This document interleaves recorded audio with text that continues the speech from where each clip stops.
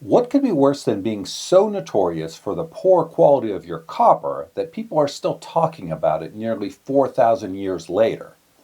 How about playing a game and making a move that was so bad that every single time the game is mentioned, someone has to bring it up? That's what happened to Roman Emperor Zeno in the year 480 when he played today's game, Tabula. The rules, history, and strategy of the game, and how Zeno screwed up so badly. This time on the gaming bench.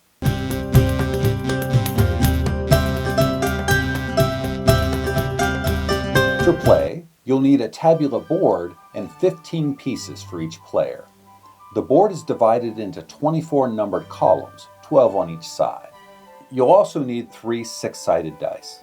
I made this board, and if you want to see how I did it, I'll link my build video down in the description. All pieces start off the board. Randomly decide who is playing black and who's playing white. White goes first. The starting player rolls the 3 dice and moves their pieces counterclockwise around the board, starting at the number 1 space. The results shown on each dice are used individually, not added together. Meaning, for example, if a player rolled a 3, 5, and 2, they could move 1 piece each 3, 5, and 2 spaces, or 1 piece 3 spaces, then 5 spaces, then 2 spaces, or any combination of these moves. What the player can't do is move 1 piece 6 spaces and another 4 spaces. You can't divide the dice that way. This matters because some spaces may be blocked by your opponent and you can't move past them unless each individual number on the dice is open. Pieces can never move backward. Any number of a player's pieces may rest on the same column. If a player ends their movement on a single piece of their opponent's, that piece is removed from play and has to start over. If there are 2 or more pieces on a column, those pieces are safe from being removed. In fact, an enemy piece can't stop there at all, so movement is blocked by 2 or more pieces as well. Players must use the results of all 3 dice if possible. That is to say, you can't choose to ignore a number if you have a legal move.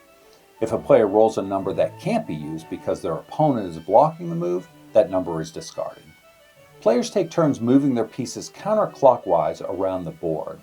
When they reach the far end, they can bear off the board on an exact roll. First player to get all their pieces off the board wins. These are the basic reconstructed rules that most everyone agrees on. But there's 3 additional rules that were suggested by game historian R.C. Bell to improve gameplay. I tend to agree that these rules make the game more fun. Both players must move all their pieces onto the board and into columns 1 through 12 before they can move their pieces to the second half of the board, numbered 13 through 24. No pieces can bar off from the board until a player has all of their pieces in the last quarter of the board, numbers 19 through 24.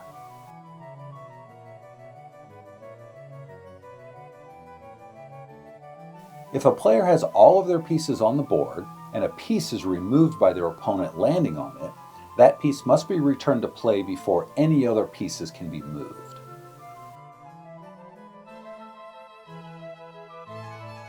Now, if you've ever played backgammon, this game will feel very familiar. In fact, other than the pieces starting off the board and both players moving in the same direction, it's backgammon exactly, especially if you add Bell's suggested rules. Well, there's no doubles rule either. So it won't be surprising that Tabula is considered by many to be the ancestor of modern-day backgammon. But what came before Tabula? And what came after? And why does Emperor Zeno's name live in Tabula infamy?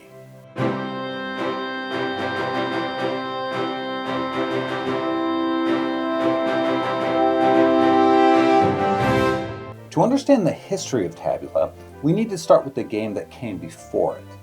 There's references of Romans playing a race game called Ludus Duodecim Scriptorum as far back as 1 BCE. Instead of 2 rows of 12 spaces like the Tabula board, Duodecim Scriptorum has 3 rows of 12 spaces. It's believed that over time the middle row of spaces was removed to make the game faster to play, resulting in a board that looks very similar to Tabula. But I'm not going to go into depth on Duodecim Scriptorum because I already made a video all about that game. You can start there and then come back and watch the rest of this video if you want. I was going to add a link right on screen somewhere, but I guess YouTube removed that feature. But anyways, I'll add it to the end card and link it down in the description. Duodecim Scriptorum began to fall out of favor in the 1st century CE. And this is where the history gets confusing, as it often does with ancient board games. In fact, let me digress for a minute. I just read a paper by modern game historian Ulrich Schädler, who I always enjoy because he tends to be a little snarky in his work. He starts the paper this way. Ancient Greek and Roman games have been paid only little attention by those scientific disciplines concerned with classic antiquity. In archaeological books, ancient game boards and gaming pieces are published only incidentally.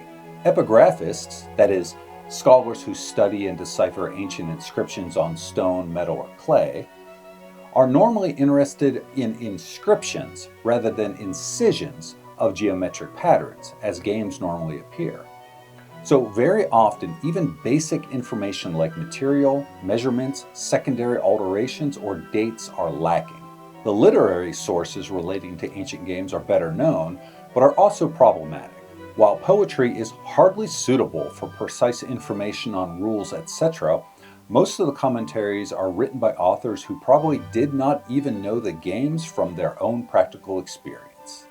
So if the rest of this history feels disjointed or confusing, just know that there's at least one historian in the field that agrees. Isidore of Seville was a scholar, theologian, Archbishop of Seville, and later, saint. He was the author of many important works, including his Etymologiae, written towards the end of his life, around 625 CE. Etymologiae is essentially an encyclopedia that covers a wide range of subjects, from grammar to agriculture. Relevant to our interest, Isidore mentions the game Alea, which appears to be the popular new game that fills the void left by the declining popularity of Duodecim Scriptorum. In Book 18, Chapter 65 of Etymologiae, Isidore writes, Alea is a board game invented by the Greeks during a break in the Trojan War by a certain soldier named Alea, from whom the game took its name. This board game is played with a dice tumbler, counters, and dice. So, taking this passage at face value, it sounds like Alea was a race game in which players move counters around a board based on dice rolls. And in fact, this is the interpretation offered by game historian H.J.R. Murray in his 1952 History of Board Games Other Than Chess. Murray writes, Alea is a Roman modification of Duodecim Scripta in which the third row of points on the board is omitted, thus shortening the track. Otherwise, the method of play remains unaltered. Murray also relates that Roman Emperor Claudius was extremely fond of Alea, so much so that he wrote a book on the game and even had a board fixed to his carriage so he could play as he traveled. However, modern scholarship disputes the idea that Duodecim Scriptorum evolved into a similar game called Alea. The Latin word Alea can also be translated as a general term for dice or gambling. In the aforementioned paper, Ulrich Schädler makes the claim that Alea refers not to a specific board game, but to any game using dice. He writes, This is the reason why, at the beginning of the passage on games, where Alea is introduced as the name of a game, Isidore adds that in this instance the term Alea means the name of a board game, and not just any sort of dice games. I find this a pretty convincing argument.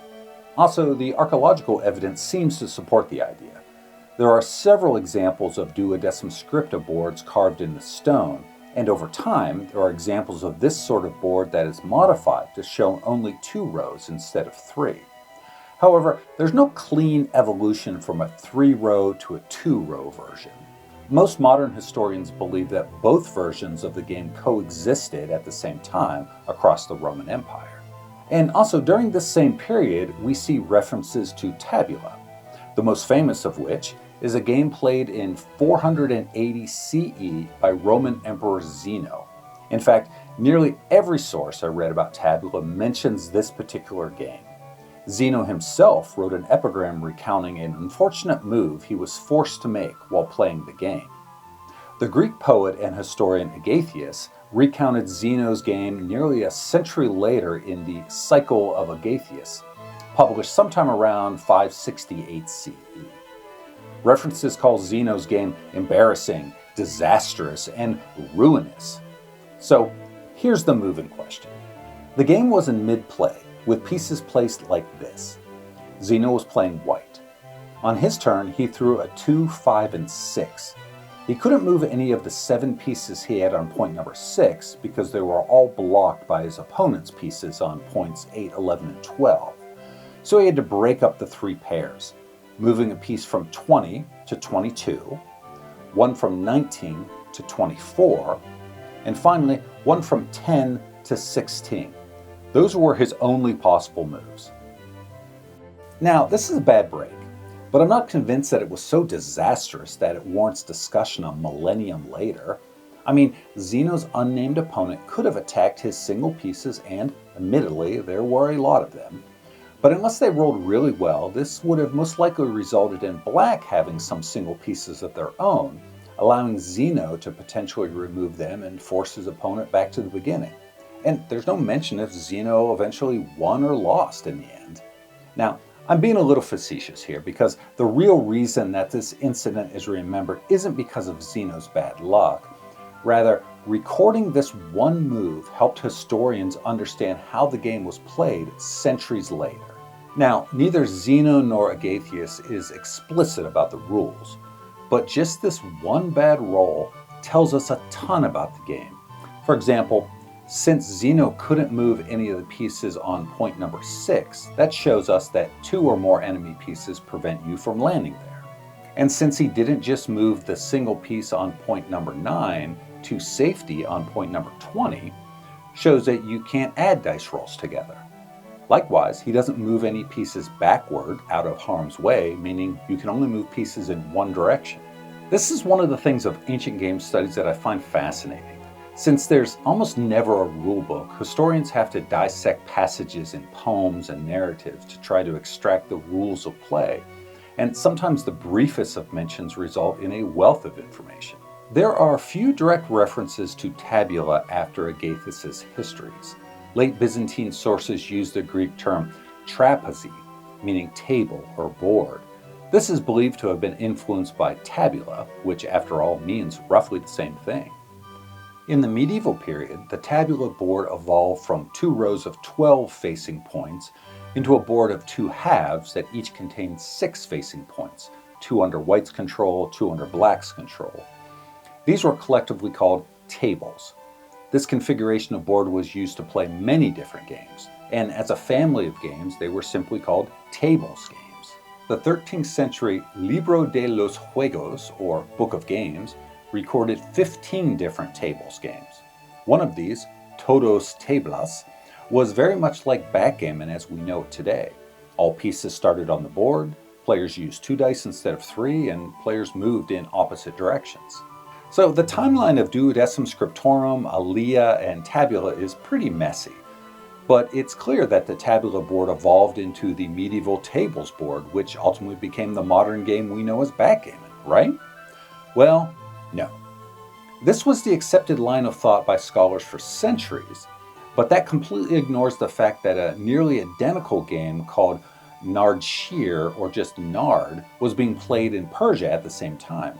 The similarities between tables and Nard are too numerous to just be coincidence. But I intend to make an entire video about Nard sometime in the future, so I'll end the history here and go into strategy. If you're good at backgammon, you'll be good at Tabula. The major difference is pieces starting off the board and both players moving pieces in the same direction affect the overall strategy only a little. First, establish safe landing spaces for entering the game. This means at least doubling pieces in the first 6 points or so. Remember, unlike backgammon, your opponent is entering the board right behind you, so single pieces are all the more vulnerable. In fact, this goes for travel around the entire board. It can really kill your momentum if your opponent knocks one of your pieces off the board and you have to start it over, especially if you're on the back half of the board and you're using the rule that no other movement is possible until that piece returns to the board. Adjacent blocks are a great way to limit your opponent's movement, and force them into bad moves. With 3 dice, a player has more movement options, so a 2-point blockade may not be as powerful as a 3 or 4-point blockade.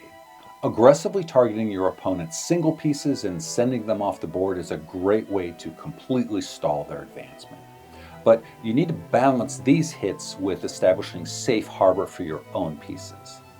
And that is Tabula. I always put my references down in the description, so check it out if you want to read them for yourself. And if you want to learn more about the evolution of the game, check out my video for Duodecim Scriptorum. I'll link that down below too. And if you made it this far, I hope you'll like, subscribe, share, click my Buy Me a Coffee link, tell your in-laws, do all the things. All right, thanks for watching, and I'll see you next time on The Gaming Bench.